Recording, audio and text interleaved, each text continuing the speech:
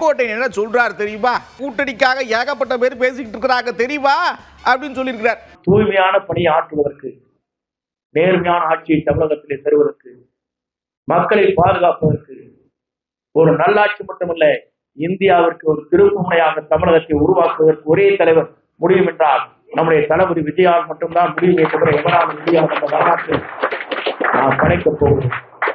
எல்லோரும் நினைத்தார்கள், எல்லோரும் இன்றைக்கு களத்தில் இறங்கி இருக்கிறார்கள்.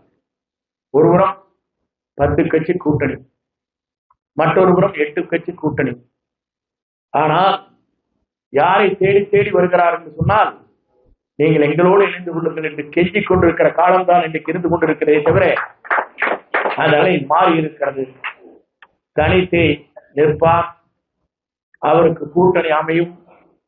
அப்படி அமைகிற போது 2 கட்சியும் நான் இன்றைக்கு சொல்கிறேன், 234 இவர்தான் வெற்றி பெறுவார். இவர் யாரை விரல் காட்டுகிறாரோ அவர்தான் வெற்றி பெற முடியும் தவிர எவராலும் தமிழகத்திலே வெற்றி பெற முடியாது என்ற வரலாற்றை நாம் படைப்போம்.